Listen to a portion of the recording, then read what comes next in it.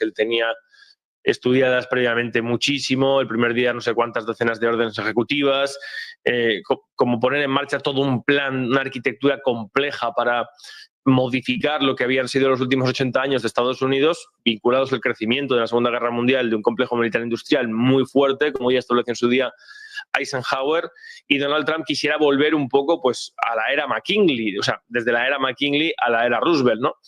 En la cual Estados Unidos sea un agente comercial, sea un elemento clave del comercio mundial, en clave de fabricación, en clave adaptada al siglo XXI. ¿En qué? Pues sobre todo en las tecnologías, la inteligencia artificial, etcétera, etcétera. ¿Qué pasa? Pues que para hacer eso tienes unas grandísimas resistencias, como son los grandes núcleos económicos que a día de hoy viven precisamente de que Estados Unidos se mantenga como está, ¿no? Y efectivamente ahí están las élites corporativas, el complejo militar industrial, pero también una gran parte de los sectores de producción que están vinculados a todo ello. Eso también explica el hecho de que, por ejemplo, en la demanda de 12 estados que ha paralizado esos aranceles por parte del Tribunal Internacional Comercial, que se llama Tribunal Internacional Comercial porque es un tribunal federal que está centrado en dirimir cuestiones de comercio internacional, no porque sea compuesto por elementos internacionales o sea un tribunal internacional. Es decir, es un tribunal de Estados Unidos que está especializado en cuestiones de exportaciones e importaciones. Pues precisamente dentro de la demanda de esos 12 estados había uno republicano, ¿no? Porque en Estados Unidos, al haber separación de poderes y haber representación, lo importante no es el partido. Para el senador o para el congresista lo importante es si la medida que yo voy a apoyar o no voy a apoyar va a beneficiar o va a perjudicar a mis electores. Y si van a cerrar fábricas, si van a perder empleo, desde luego yo no voy a salir reelegido, aunque el que esté en la Casa Blanca sea del mismo partido. Una cosa que en España, por desgracia...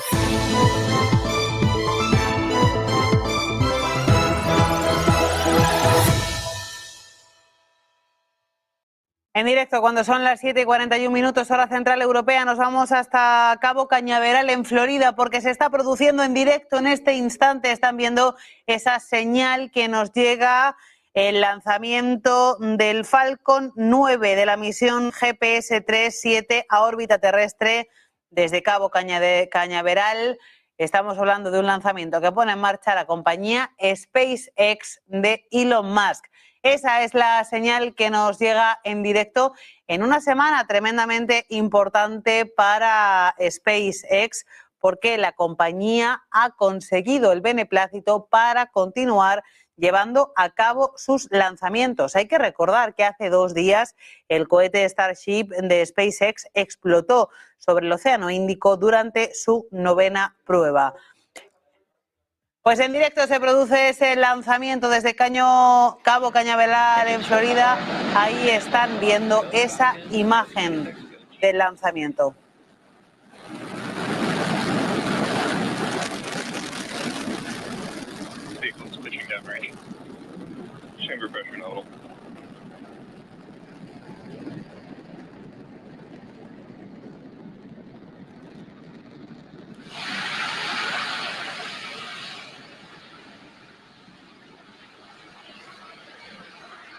At T+30 seconds and counting, Falcon 9 has successfully lifted off from Space Launch Complex 40 at Cape Canaveral Space Force Station.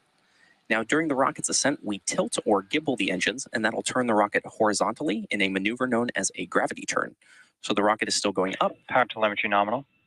Good call out there. So the rocket is still going up, but now it's also... Estamos viendo en directo el lanzamiento de la misión Falcon 9 GPS III-7 a la órbita terrestre media desde el complejo de lanzamiento espacial 40 en la estación de la Fuerza Espacial de Cabo Cañaveral, en Florida. El despegue se ha producido en este momento, cuando son hora central europea, a las 19:42.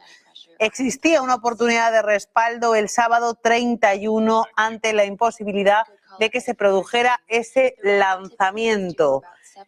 Se trata del 4º vuelo del propulsor de primera etapa que respalda esta misión, que previamente lanzó CRS-32, NROL-69 y una misión Starlink. Tras la separación de las etapas, la primera etapa aterrizará en la nave no tripulada a Shortfall of Gravitas, que está estacionada en el Océano Atlántico. La transmisión web en vivo de esta misión se está produciendo precisamente a través del canal oficial de SpaceX. Main engine cutoff, or MECO, is where all 9 Merlin 1D engines shut down to slow the vehicle down in preparation for stage separation, which is where the first stage separates from the second stage. Followed by this, the MVAC engine on the second stage will light, which is called out as Second Engine Start 1, or SES1. Now this engine burn, lasting several minutes, will propel the second stage and the payload to orbit. In addition to these 3 major events, the fairing halves will separate shortly after SES1, so keep an eye out for all of these events coming up in just a few moments from now. Nominal trajectory.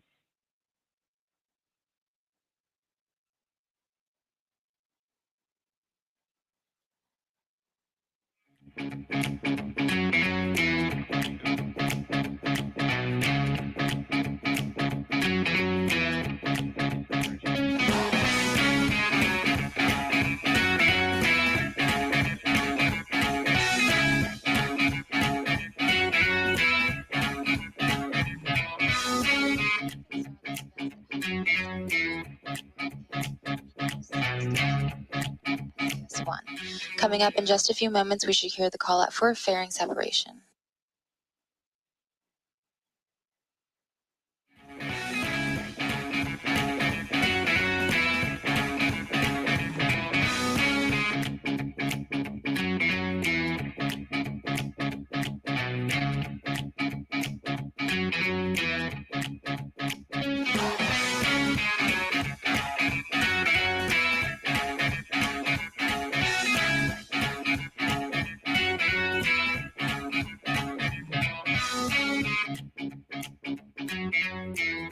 Fairing separation confirmed.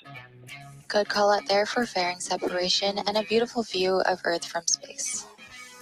As mentioned earlier, we will be attempting to retrieve these fairing halves using our recovery vessel Doug once they fall back to Earth. And these are some absolutely phenomenal views today. Now, we're currently at the T+4 minute mark into today's mission. Next major milestone coming up will be just past the T+6 minute mark, which will be the first stage's entry burn. For the entry burn, we'll be relighting 3 of the M1D engines on the first stage, starting with the center E9 engine, followed shortly after by the E1 and E5 engines.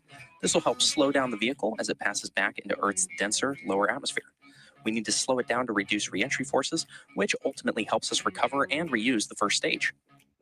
During the entry burn, Falcon 9 is decelerating by firing its Merlin engines, but we're still moving really fast. This causes the vehicle to fly through Merlin's exhaust gases, and this deposits a layer of soot on the vehicle's surface, which is why our flight-proven vehicles look the way they do. That soot comes from the carbon-based fuel that Falcon 9 uses. As you can see on your screen, on the bottom left, the first stage is decelerating and heading to its rendezvous point at sea. Now, reusability is, of course, key to lowering the cost of spaceflight, which enables more investment in critical scientific research. The Falcon 9 first stage that is supporting today's mission is 2 nominal trajectories. Another good call out there. The Falcon 9 first stage that is supporting today's mission is flying for its 4th time. And while this booster is on its 4th trip to space, we're working towards qualifying our fleet of Falcon boosters and fairings to support 40 missions each.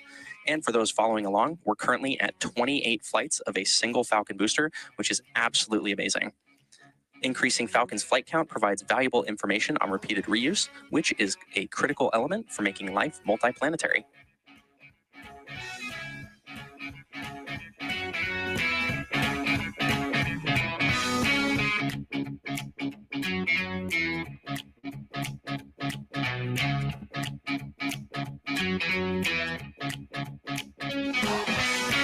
Coming up in just about 15 seconds from now, we should hear that call out for the first stage entry burn startup.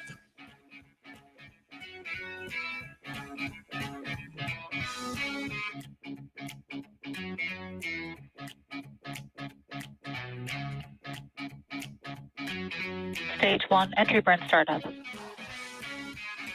And great call out there for entry burn startup of the Falcon 9 first stage. And you can actually see which engines are lit with that graphic at the lower left-hand corner of your screen. Stage 1 SES is saved.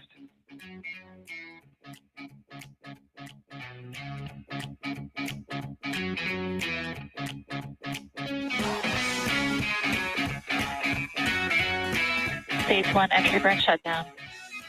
And great call out there for entry burn shutdown of the Falcon 9 first stage. The Merlin engines on the Falcon's first stage are optimized for sea leveling, and these achieve 190,000 pounds of thrust during ascent and descent. And while it won't be visible on this webcast, the single MVAC engine on the second stage has a much wetter nozzle and is optimized to operate in space, producing 220,000 pounds of thrust in vacuum. Coming up in a couple moments, we will have the landing burn of the first stage. The landing burn is the final burn of the Falcon 9 booster used to reduce the remaining speed of the vehicle in order to allow for a soft touchdown on the drone ship. Now, this will be the fourth landing burn of this booster. As I mentioned earlier, this booster previously supported CRS-32. Stage 1 transonic. Another good call out there. This booster, Stage 2 has entered terminal guidance. and another good call out. So this booster previously supported CRS-32, a commercial resupply service mission to the International Space Station, a separate national security mission, NROL-69, and one Starlink mission. Stage 2 FTS is safe.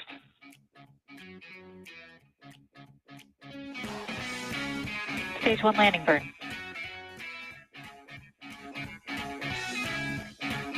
And there's that call out for landing burn startup of the Falcon 9 first stage.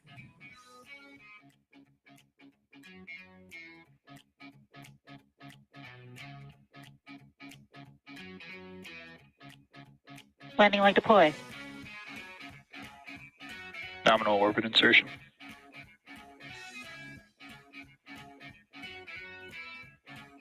And there you saw and heard the call Stage out. 1 landing confirmed. There you saw and heard the call out for successful landing of our Falcon 9 rocket. We also heard the call out for SECO 1.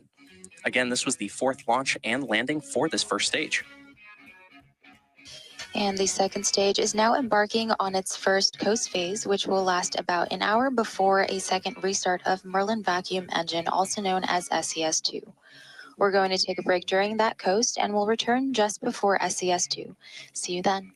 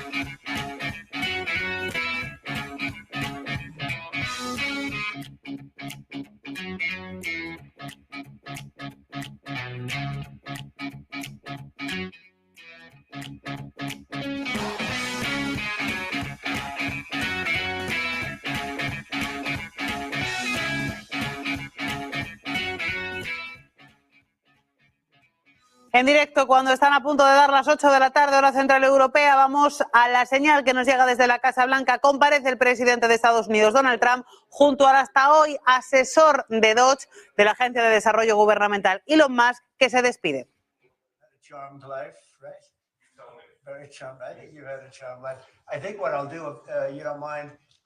Numbers have just come out which are rather extraordinary, and I thought I'd play a tape of one of the people who I've respected over the years, from, Joe Kiernan and Rick Santelli. This just came out, and we'll just play that for a second. Personal income is up 0.8%. That is almost triple the expectations. I'll tell you, the income numbers, really, for the first 4 months of the year, they're stellar. They're really stellar. I mean, I could go back and look at the first 4 months of many different years. Really very strong numbers, and you're right. This administration is criticized for just about everything under the sun. I've never, ever in my lifetime had glimpses into the politics of an administration in the form of transparency like this one. Why don't we be, give credit where credit is due. I also income really shooting up. Rick, I also thought everybody was going to get one last order of imports that were going to be tariffed, and they were loading up on things. How the hell they already fix the trade, or not fix it, but to cut it in half? That's crazy. So there wasn't a lot of front loading of things that they needed before the tariffs hit. Yeah, I'll tell you what, it really does call into question some of the conventional wisdoms. And, it's going to be interesting to see what happens next month when we get this number, or we see some of the other numbers like current account, see how they fared. Because I don't know, I've been watching these numbers a long time. I don't think I've ever seen the trade deficit cut half in 1 month. Not bad. Right? Not bad. Come on, guys.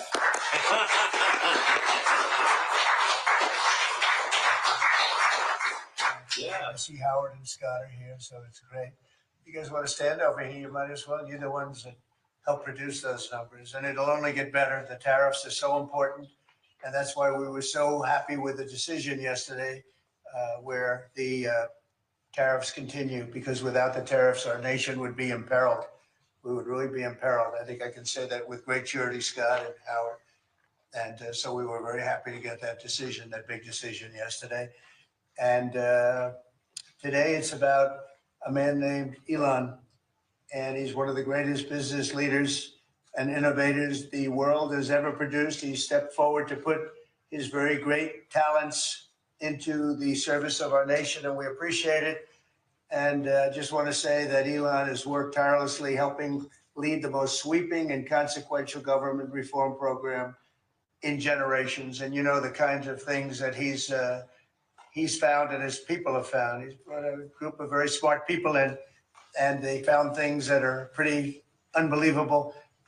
I have to say that the numbers that we're talking about are substantial, but they're going to be very much more substantial with time, because many of the things that we're working on right now, we're going to have to remember Elon as we find them, but the numbers could double and triple because many, many things, we don't want to go out with them until we're sure, but we've found things that are unbelievably stupid and unbelievably bad. With the Department of Government Efficiency, Elon's delivered a colossal change in the old ways of doing business in Washington. DOGE has installed geniuses with an engineering mindset and unbelievably talented people and computers. I actually asked Elon one time, what's their primary thing? And they have a lot of primary things, all having to do with being smart. But he said the thing that they're really the best at is working with computers, so that they can't be outsmarted by somebody that's not so honest, that happens to also be good with computers, but not as good as these people. But the mindset in the senior ranks of every federal department, and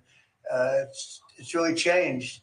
And with Elon's guidance, they're helping to detect fraud, slash waste, and modernize broken and outdated systems.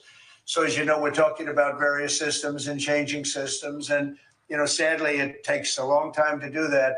You'll change, let's say, a system at IRS and computerize it properly, where the job can be done in 1/10 the time, but it takes sometimes years to rebuild those systems. But we've started, in many cases, I will say that this has less to do with Elon, but the air traffic control systems, we're bidding out to the best companies in the world, those systems right now. They were horrible. What the previous administration was horrible what they did. They spent billions and billions of dollars, and in the end, it didn't even come close to working. They tried to hook up wire to copper, and it can't be done. And they just spent billions of dollars and just wasted money, actually made the system much worse. So we're going to get a brand new modern system. Congress is working with us on that. and we're going to get it done as quickly as we can. But it's in the works, and once it's done, it'll be good for 30 years. But we have a system that's 48 years old and would have a modern computer hooked into a very outdated computer, and they don't hook up. I mean, they didn't hook up. So after spending billions of dollars, they turned on the system, and it in never any cases from local to countrywide, they never worked. More than 75,000 bureaucrats have voluntarily left their taxpayer-funded jobs to come out and really do the job. Countless wasteful and unnecessary contracts have been terminated, and you know that we have terminated many contracts, and many contracts, Elon, are right now being looked at, and it may be 6 months, it may be almost a year in some cases. We're going through procedures, we're going through courts, and we'll remember you as we announce billions of dollars of extra waste, fraud, and abuse. Just as an example, DOGE canceled $101 million for DEI contracts at the Department of Education, $101 million, and that was just a small section of the Department of Education. $59 million for illegal alien hotel rooms in New York City, and the landlord never made the kind of money that he made in the last short period of time. $59 million to a hotel in New York City, $45 million for diversity, equity, and inclusion scholarships in Burma. In Burma, does anyone know about Burma? $42 million for social and behavioral change in Uganda. $40 million to improve the social and economic inclusion of sedentary migrants. I can say it's $2 billion to Stacey Abrams and her environmental movement. There was $100 in the account, and all of a sudden they found $2 billion in the account. And I assume that's being looked at. I don't know. I'm not sure, but I assume that's being looked at. Think of that, $2 billion. And then Lee will tell you there's another one over there for $20 billion being spent on another environmental crisis. $20 billion, not 20 million, a lot, not 200,000, which is a lot. So think of it, in her case, you have $100, and now all of a sudden she gets hit with an infusion of $2 billion just before I take office. $20 million for Arab Sesame Street in the Middle East. Nobody knows what that's all about. Nobody's been able to find it. $8 million for making mice transgender. So they spent $8 million on making mice transgender. And those are better than many of the others. I could sit here all day and read things just like that, but we have other things to do. So it's much more than just that. We're totally committed to making the DOGE cuts permanent and stopping much more of the waste in the months to come. We want to get our great, big, beautiful bill finished and done. After that, we put some of this into the bill, but most of it's going to come later. We're going to have it